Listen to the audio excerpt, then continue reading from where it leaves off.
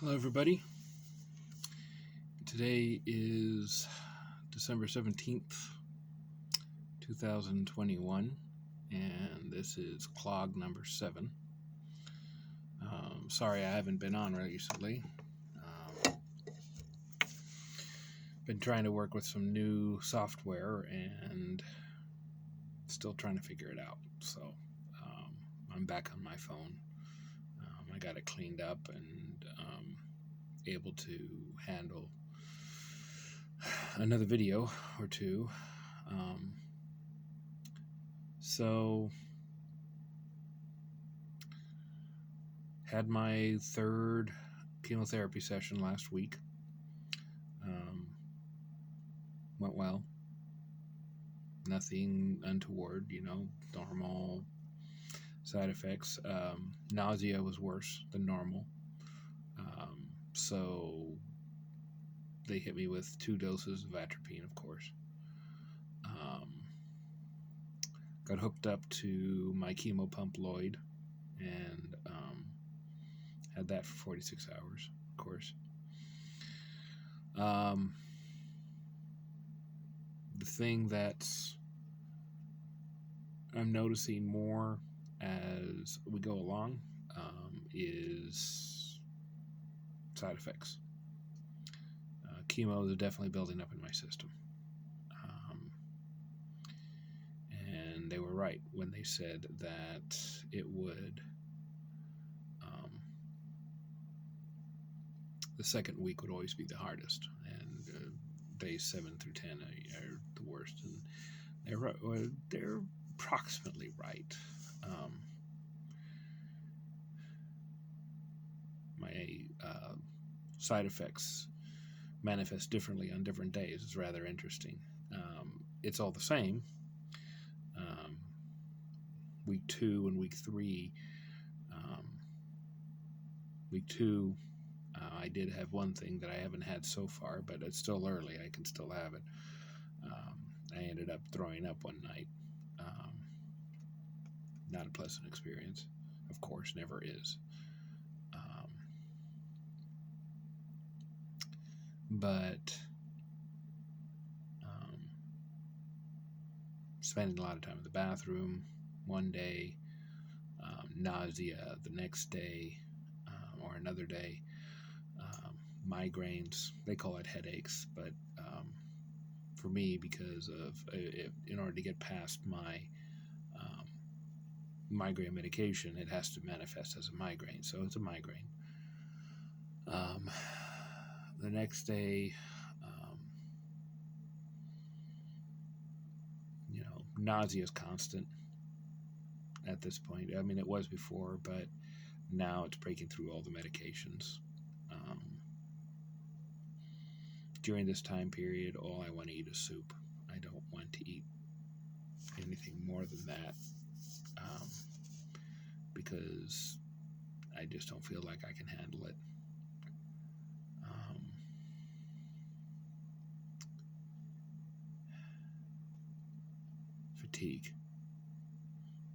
Fatigue is constant.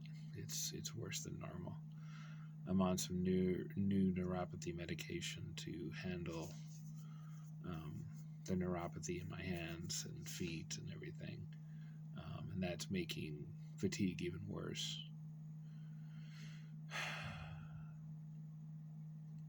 I'm also losing chunks of time with that medication. It's rather weird.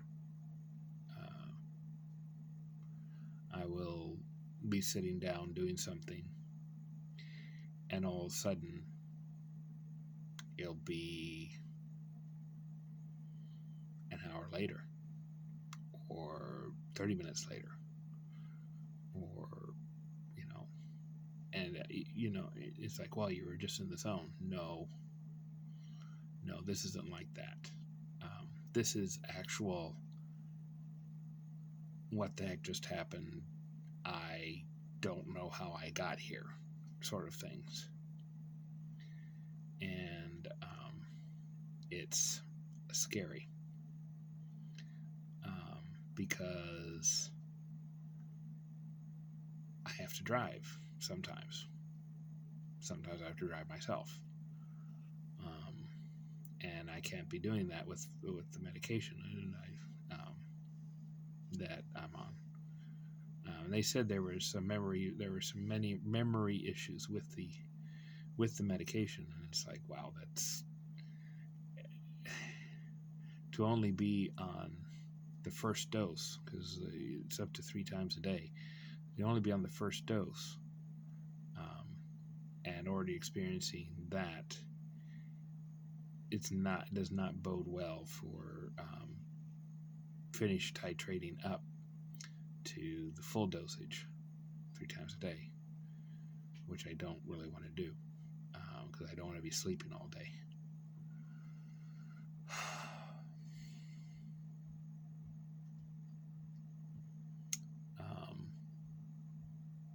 But there's that.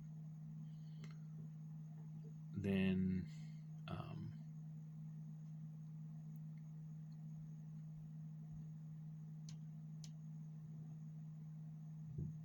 so I mean that's been the last couple of weeks. That's been my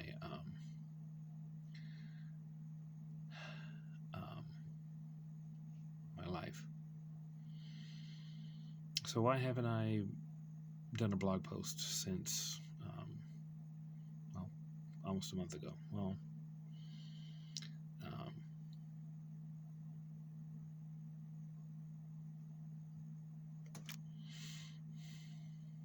life gets busy.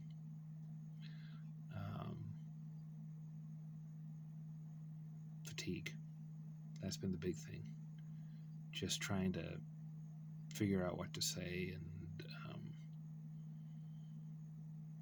just trying to talk to people. Sometimes it's just a chore.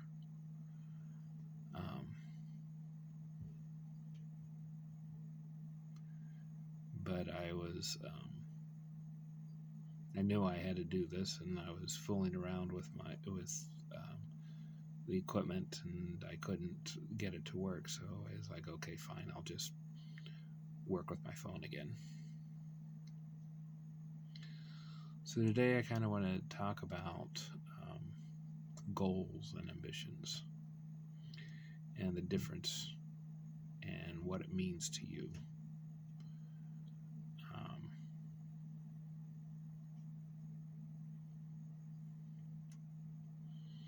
And how it applies when you're critically ill,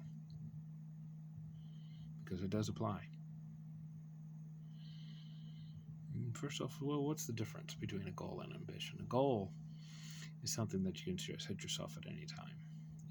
Of course, you all know that. A lot of people do goals at the beginning of the year for trying to lose weight and everything else like that, which is never going to work anyway. If you want to set a goal to lose weight, start in the middle of the year. You're more likely to succeed.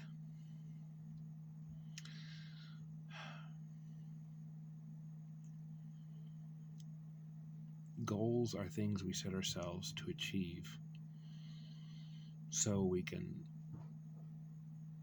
feel good about ourselves and help us motivate for that next thing. What's an ambition? An ambition is something more deep-seated. An ambition is something that you want to do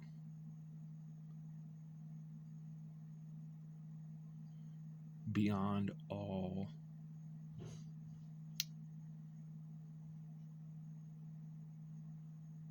needs, beyond all logical thought. And a person, let's say a person wants to climb Mount Everest, and let's say that 2 people want to climb Mount Everest. One person, it's a goal, another person, it's an ambition. Who's going to succeed? If it's a goal, you can turn back and just say, I couldn't do it. An ambition is going to drive you to the top of Mount Everest. That's the difference.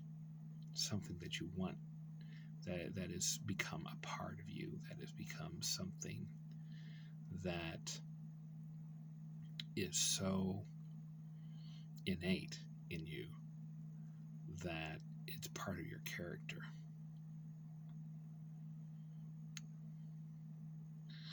When I was coaching full-time,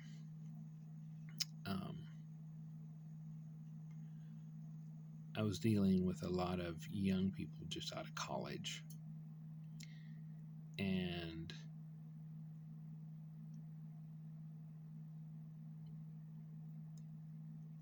they would have set lofty goals for themselves. And one of the things that I'd often talk to them about, it's like, okay, that's great, but what's plan B? Because you have this goal, and what happens if it doesn't happen?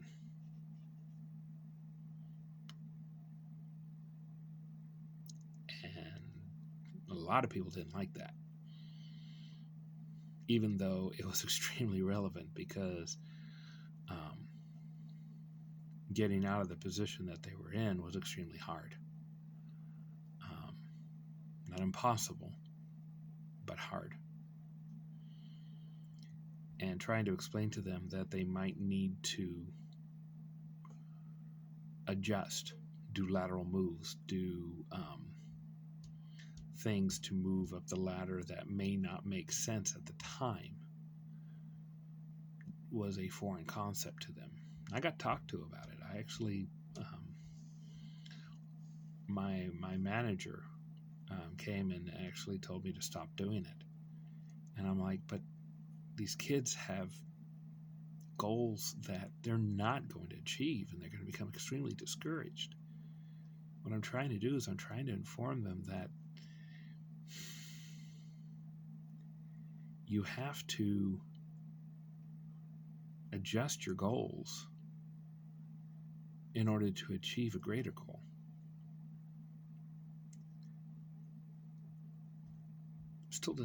They still didn't like me talking like that. It's like, well, don't dampen their enthusiasm. And it's like, what's more likely to dampen their enthusiasm for the company? Coming out and telling them that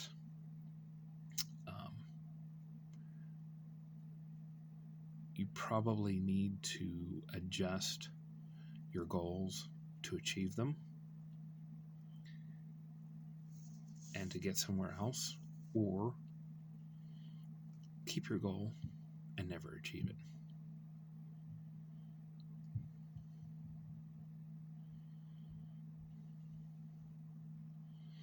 I'm a straight talker. I don't like sugarcoating things. I don't.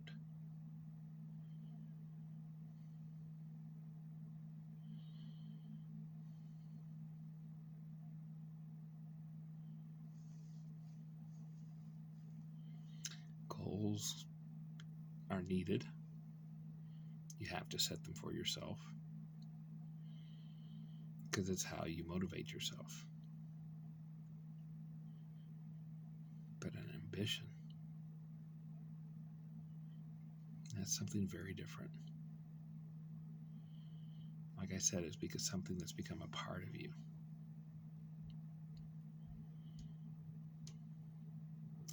Long time ago, I went into European martial arts, and I wanted to become one of the best. Not the best, just up there, high. And it was an ambition, something I wanted to do so badly.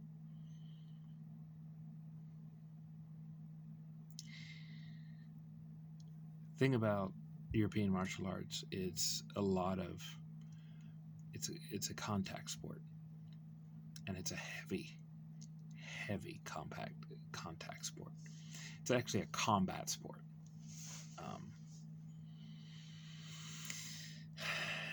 And so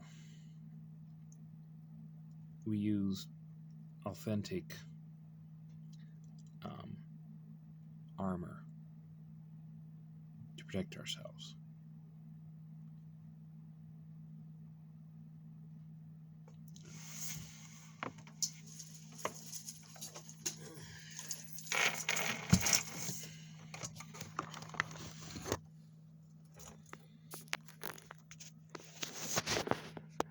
See, this is my helmet. One of the most beautiful things in the world to me.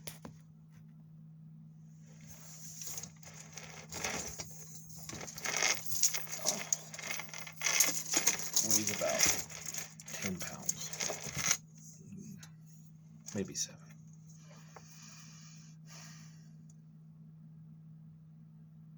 But I wanted to reach the top. Things happened. I left where I was at and couldn't get in with a group down here. But I had already built my armor, my harness. Beautiful. 14th century. I was going for Edward, the Black Prince of Wales look. Chainmail and plate mail and just absolutely gorgeous look. Bassinet.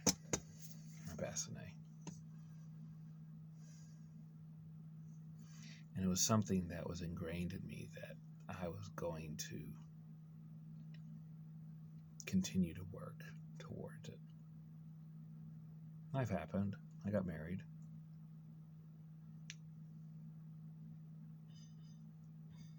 Didn't stop me from wishing that I could do it. Talked to my wife.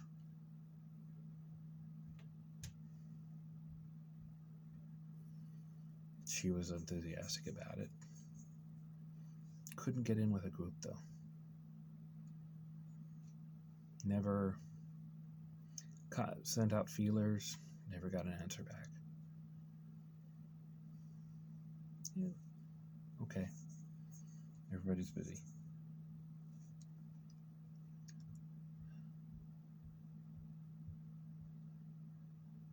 And my cancer happened.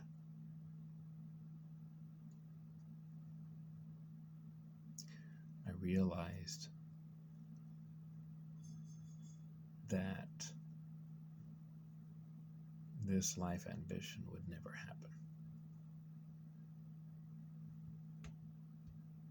You say, oh, well, that's not right. You could do it. No.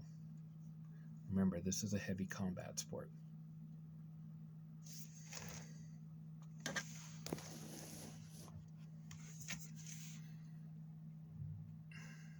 And I'm going through chemotherapy. I've also had a major surgery where my abdomen has been cut open and organs removed.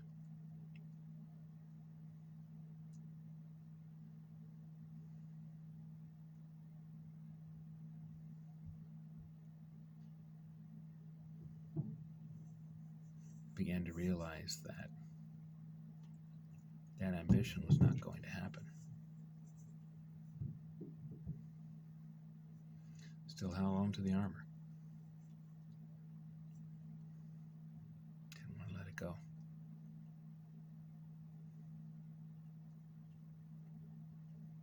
Finally, I reached out to a group that I knew I could sell armor on after talking with the wife. Basically telling her I knew that I wouldn't be able to continue because of the requirements needed for heavy combat sports. Just wasn't going to happen with chemotherapy. The way your body changes after chemotherapy, it just wasn't going to happen.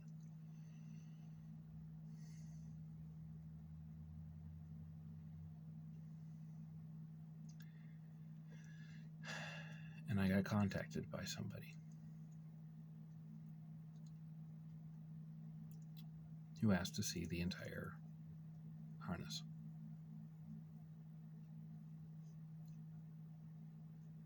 And he purchased it. Still paying for it, but he purchased it.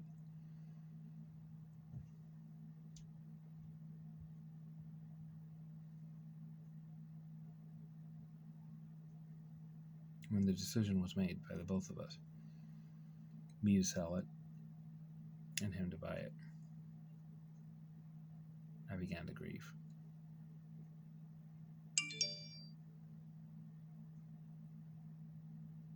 It took me a couple of days.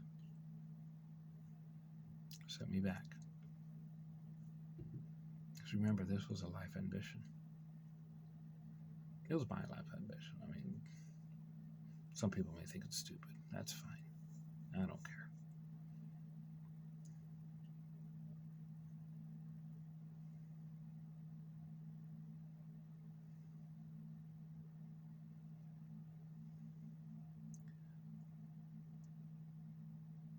But I grieved. I didn't go through the anger. I'm past that, I think. But I felt extremely sad. Not upset, just sad. That I had given something up that I had pursued for so long. Even though I hadn't been actively pursuing it for at least 15 years. The armor was always there. It was always looking at me, saying, hey, I'm still there.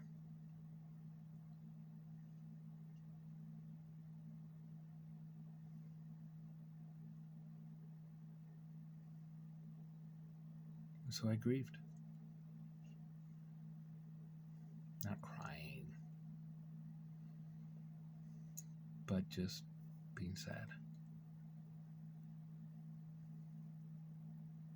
And after that, I was okay. I had my peace about it.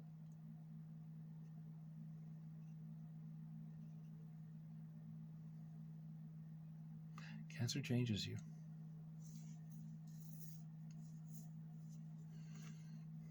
It changes everything about you. It changes your mindset. It changes your body.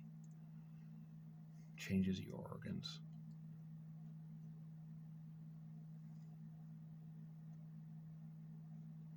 It changes your philosophy.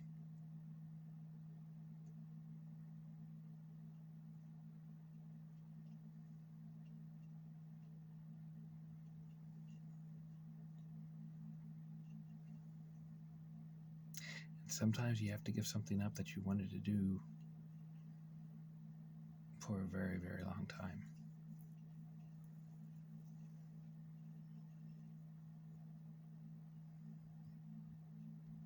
You can't be upset at yourself.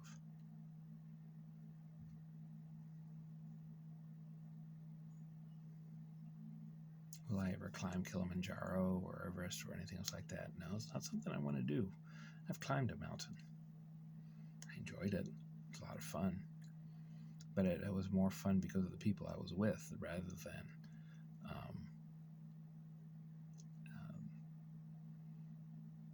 wanting to do it. But it was a goal.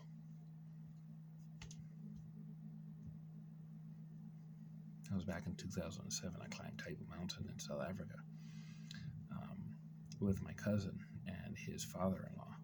His father-in-law was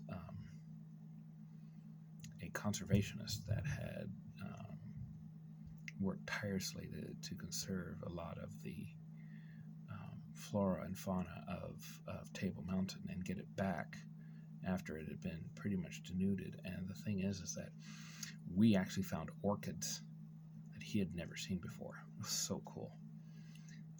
It was quite a day. It's just so much fun. And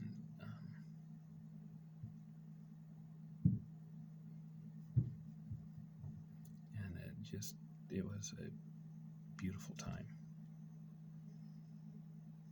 But that was a goal. It was an ambition. I could have turned back. Didn't want to. We made it.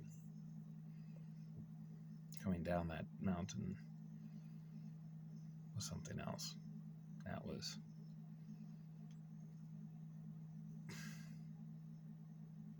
My cousin is afraid of heights. And he had went up. Fine. Coming down, all of a sudden, it wasn't fine anymore. My knee was starting to go out on me, just because I'd been on it all day and walking, and we were setting a brisk pace.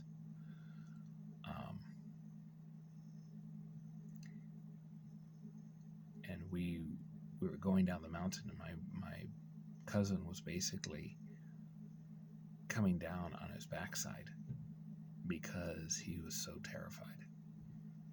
He's a great guy. Not really afraid of anything. He was a cop in South Africa for 10 years. So, fearless, but afraid of heights.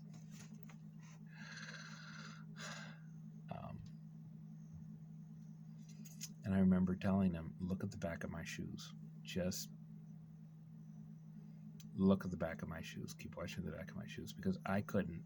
I mean, his father-in-law was way in front of us, trying to encourage us to get down the mountain before the weather rolled in, or the evening rolled in. And I'm like, I can't move any faster because of my knee, and he can't move any faster because he's coming down on his backside.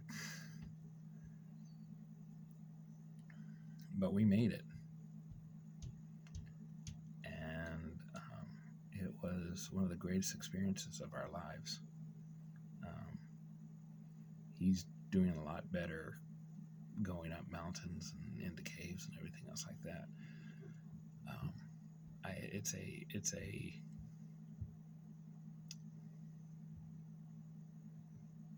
experience neither of us would have traded for the world, I don't think. But it was something. It was just a goal.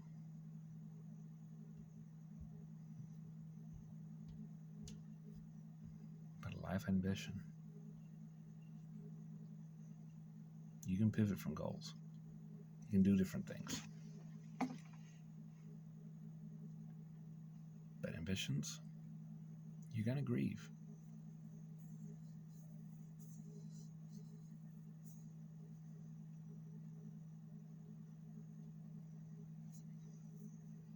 But once again, be kind to yourself. Because your body's changing. You can't do a lot of the things that you used to.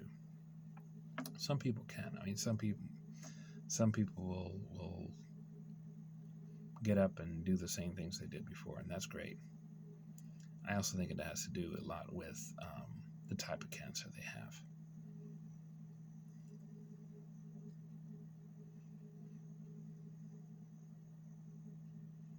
Other people can't, because of the type of cancer they have. The biggest thing is be easy with yourself.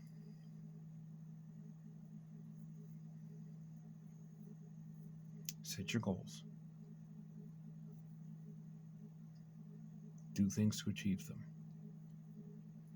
Keep your ambitions in mind.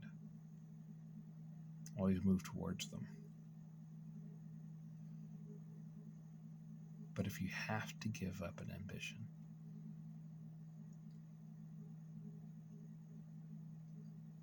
because of the circumstance beyond your control, forgive yourself. Because it's not your fault.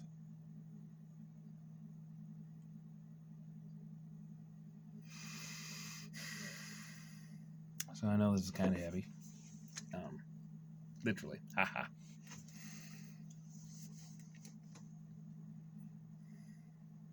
But I thought I would talk about this today. And I'll try to be more regular. It's equipment, trying to learn how to use new programs and everything like that is rather irritating, but it is what it is. But I'll be seeing you later, tot ziens. I will try and be back in a week after Christmas. And I'll be seeing everybody. Take care.